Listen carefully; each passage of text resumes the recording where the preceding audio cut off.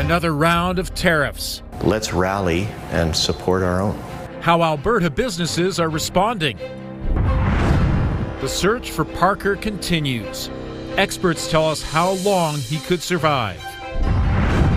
And a safe place for all. This is for people with dementia and their caregivers, but it is also available for all ages and all abilities. Canada's first park geared toward people with dementia.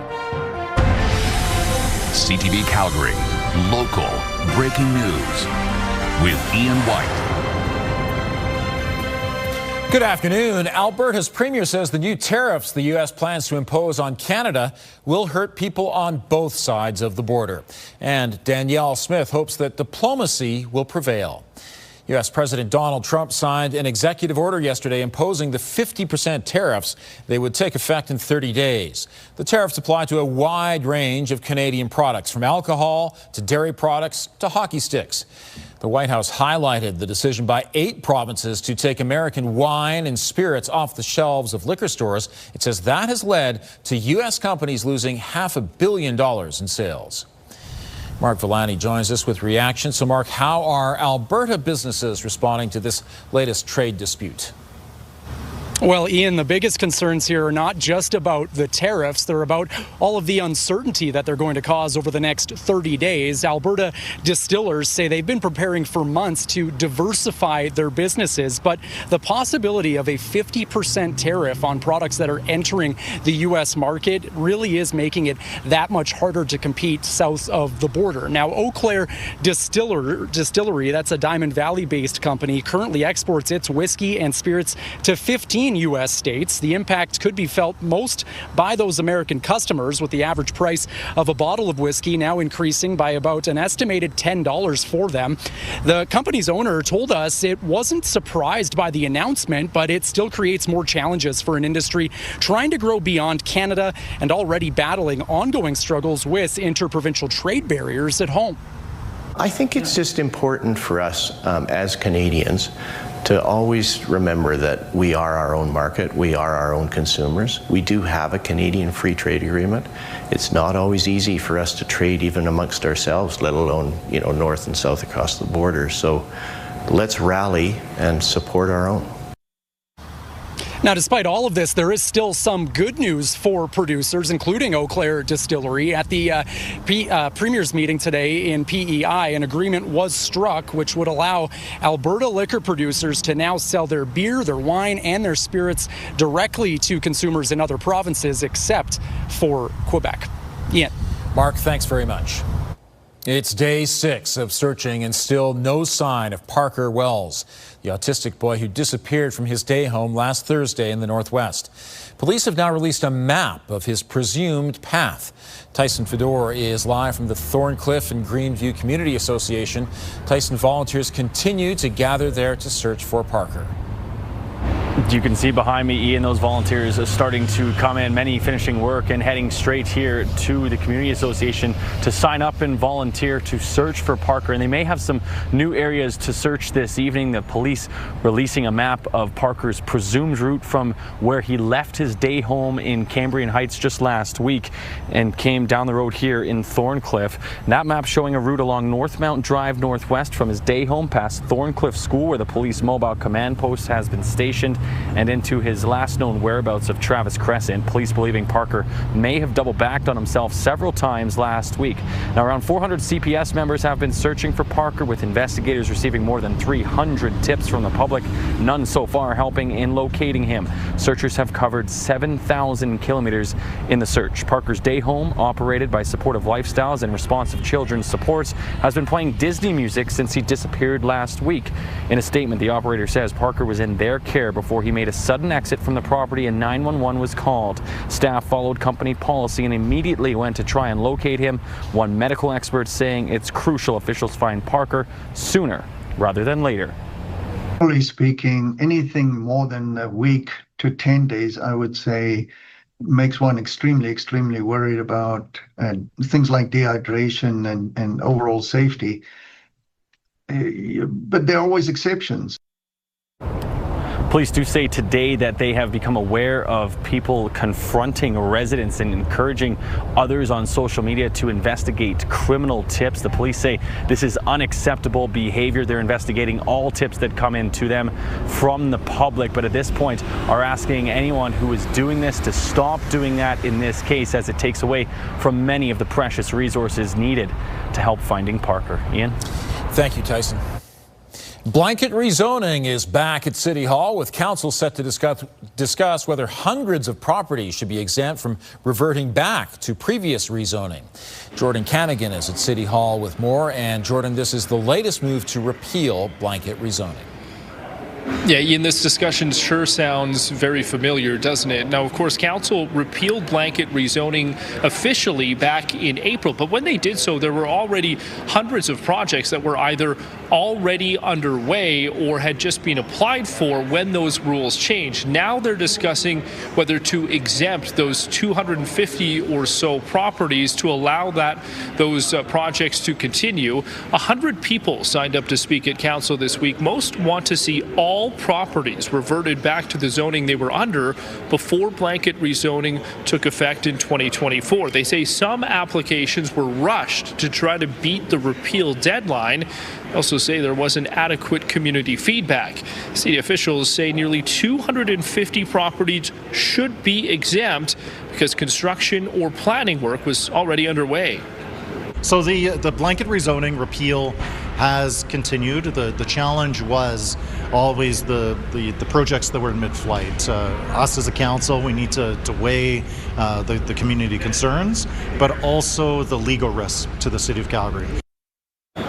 Now, council is also set to finalize its densification rules and regulations for backyard suites and basement suites.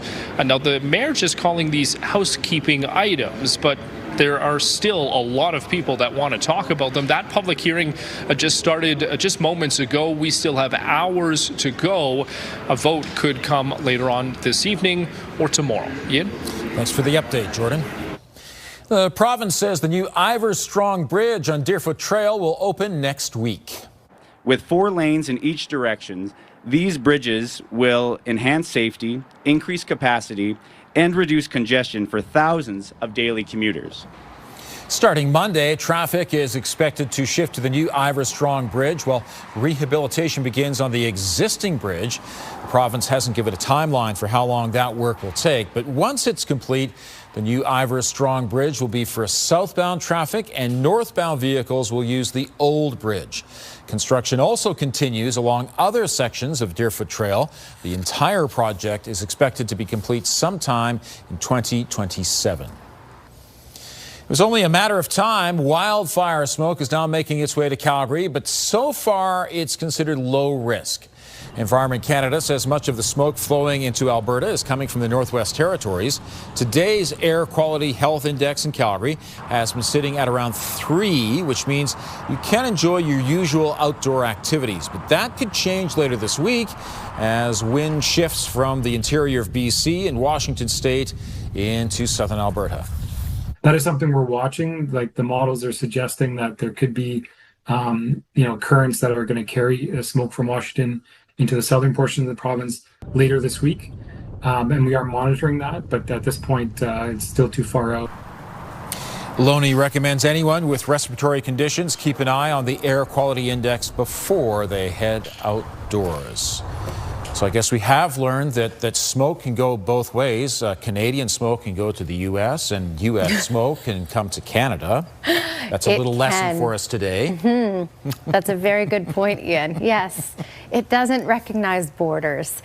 All right, so we do have, actually earlier today, our smoke was at a 7, which is high on that air quality health index. But for much of the day, we've been low, and at times we've been moderate. We're low right now. We're at 3, but we'll push back and forth as we head through these next 12 to 24 hours. So expect some smoky times. It will be coming in waves, basically. Small risk of a thunderstorm. Now, Calgary is under a severe thunderstorm watch. watch. It's less likely we would get that, but there is a chance. 17 degrees to kick off tomorrow morning at 8 a.m., a high of 29, but that will feel closer to 31 with the humidity. We get back into that small risk of thunderstorms later in the day tomorrow. Overall, a nice day, but be prepared for a long stretch of heat. That's your 24-hour forecast brought to you by Fifth Avenue Volkswagen. Family-owned, community-driven. Discover more at Fifth Avenue Volkswagen. Thanks, Danielle. An innovative concept for a park is coming together in Southeast Calgary. Still ahead, a preview of Canada's first Dementia-inclusive park. And there's a lot to clean up near Rocky Mountain House. Dozens of homes damaged by a tornado. The cleanup continues in Rocky Mountain House after a tornado last weekend left a trail of destruction. The tornado rolled through Clearwater County Saturday night. It damaged farm properties, trees, and over 50 homes. No injuries have been reported. The county says crews are focused on clearing fallen trees and debris from public properties. EPCOR is working to repair 3 sinkholes in different areas of Edmonton. They all appeared following severe weather, which brought heavy rains. No word yet on how long the road repairs will take. At one of the sinkholes, workers had to redirect wastewater before they could begin fixing a damaged section of pipe. And Danielle, we have seen Edmonton especially hit hard by lots of rain this summer. They have been pummeled by rain and thunderstorms and hail and funnel cloud and tornadic activity. Lots going on in central Alberta. There's a little bit going on here closer to home. Coronation, for example, there's a severe thunderstorm warning in place because we're getting larger size hail there. But yes, we've had certainly less active weather, less of the smoke, less of all this bad stuff. Okay, 26 degrees. This is just base temperature. So 26 in Calgary, 28 in Drumheller and Brooks. When I show you the humidex, so 32 is what it feels like in Brooks right now. It feels more like 31 in Drumheller, and it feels closer to 29 with that lovely humidity in Calgary. So that humidity, the heat, that's enough to produce some good thunderstorms. And I'll show you the radar in just a second, but first a little bit on the smoke talk. In Edmonton yesterday, Edmonton was at a 10 plus. Earlier today in Calgary, we were at a 7. So that's all at the higher end of the scale. We were only at a 7 at 5 a.m. and then we went down from there. So we've been really fluctuating for much of the day between moderate and low. We're at low at the moment in all of the south except for around the Medicine Hat area where it's at the moderate level. It will be in waves as we get this smoke over the next 12 to 24 hours. So at times it will feel and smell a little smokier and we'll push up to moderate. The winds will be swirling around, but yes, later this week we have the potential of more smoke and even heavier smoke getting carried in. So this will be an on and off issue for the rest of this week. Heat will be an issue for the rest of this week. In fact, this is a long-term stretch right through till Sunday, and where it will be hottest is the southeast corner. Jenner, Medicine Hat, foremost, many berries, heat warning in place. And then from Claresholm all the way up through Calgary and up to Rocky Mountain House, severe thunderstorm watch in place off to the east as well. And by Coronation is where we're getting some active weather, so we have a warning in place because it's actually happening. So outside of Hannah, let me zoom in here and show you what's going on. It's actually a cluster of cells around the Coronation Consort area, and these storms are producing some quarter-size hail at least, gusts closer to that 100 kilometer per hour mark. So these are more of the severe storms. There is the potential for thunderstorms right up until about 10 o'clock tonight, and then things quiet down. Again, less of a chance of seeing it towards the Calgary area, more of a chance of seeing it all east of the QE2. Thursday, we run into the risk of late-day thunderstorms once again, as you can see right here. Some of them could be severe as well. All right, look at this long-range forecast. It's a hot one. 29 as your base high for tomorrow, but with the humidity, it will feel like 31. We'll range from low to moderate on that air quality health index, and there's a very small risk of a late-day thunderstorm. The risk is greater later in the day by the supper hours on Thursday, Friday, Saturday. Daytime highs in those low 30s.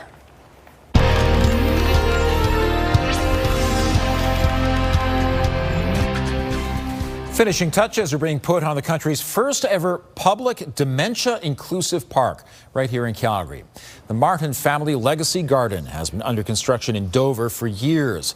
Its unique features include these color-coded loops so those using the park can wander without getting lost. There are also plenty of shaded seating areas, extensive greenery, wayfinding features, sensory elements, and even a playground.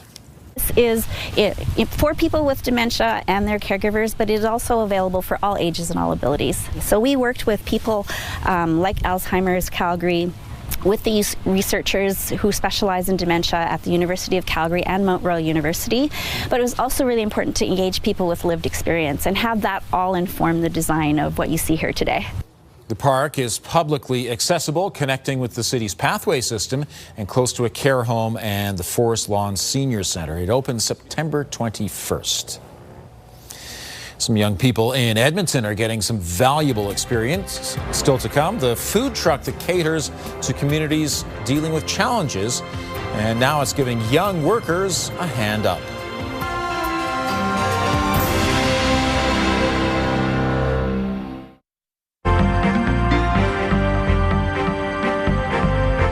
One of the major players in artificial intelligence settles a lawsuit regarding copyright. Joining me is Liana Wachniak, investment advisor with the Popwich Carmali Advisory Group. And Liana, Anthropic settles a $1.5 billion lawsuit. That's right, and that's the largest copyright recovery ever, according to the plaintiffs in this lawsuit, which is, of course, a big number, but it works out to about $3,000 US for every book whose copyright is alleged to have been infringed throughout this particular process. It covers about 482,000 titles that the class in this class action suit were involved in this particular use of AI training by Anthropic. Now, the interesting part about this is it's one of many of these types of lawsuits that are currently working their way through the courts in the U.S. It is a little bit precedent setting when it comes to future payouts and what those might look like. But the important part about this is the legal distinction that they drew. The judge said that it wasn't wrong for Anthropic to train their AI models on the content in these books, but it was wrong for where they got them. Basically, they were pirated books, and that's why the settlement happened. And Sleep Country Canada is looking to expand to the U.S. That's right. They're actually purchasing a company called Sleep Number in the U.S., which has basically filed for bankruptcy for about $702 million US. That will give them over 500 stores in the U.S. and basically bring the total number of stores throughout the North America for Sleep Country to over 800. It would make them the second largest sleep retailer in the world. So pretty big move for a Canadian company that I think we all know the brand fairly well. All right. Thanks very much. Thank you. Calgary Co-op has revealed their new CEO. This is a business where you spend $1 and you become a member for life, and every dollar that you spend at the Calgary Co-op goes back into our community, and that's something I take very seriously. It's a responsibility I don't take for granted. Andrew Clark started with the supermarket chain in March. He comes to Calgary after 30 years in the retail business in the UK, Europe, and the US.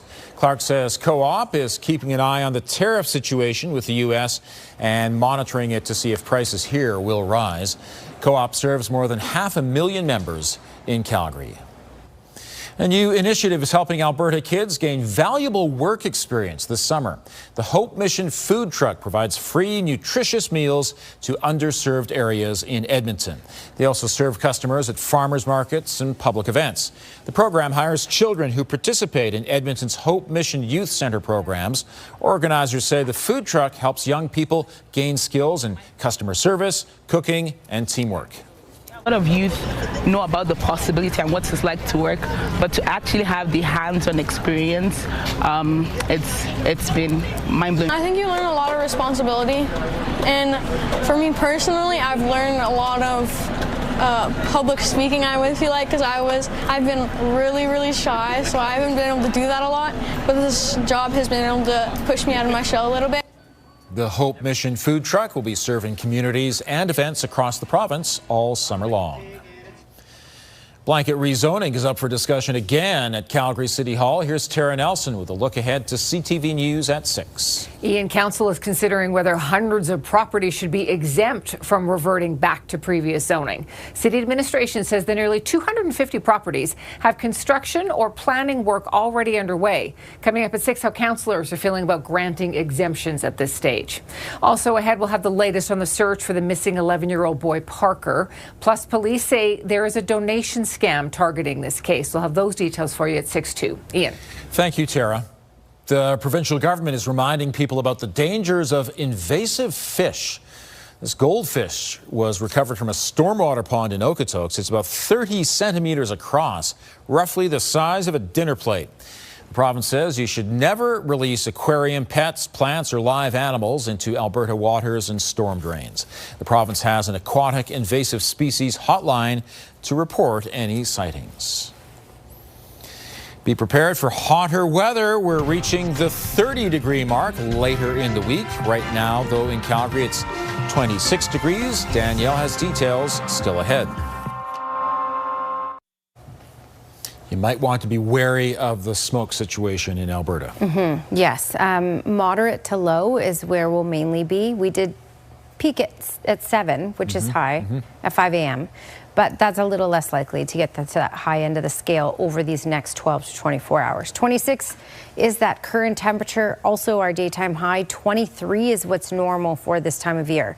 So we'll range from low to moderate on that air quality health index for the next 2 days. It's a little hard to forecast further out than that with regards to smoke.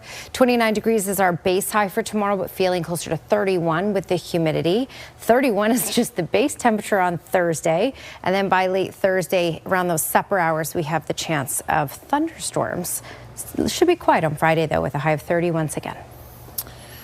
Thanks, Danielle. A couple from Austria who is making a trek across Canada stopped at Telespark today to see its new dinosaur exhibit featuring a massive T-Rex named Sue. Heidi and Hannes Ramler were recognized for their cross-country adventure with a white hat ceremony this morning. This is their second trip across Canada, the first last year when Hannes was inspired by the Terry Fox Marathon of Hope and rode his bike from the west coast to the east coast. This year, he and his wife shipped their custom camper van from Hamburg in Germany to Halifax. Their only priority was seeing Newfoundland and some icebergs, then as much of Canada as possible.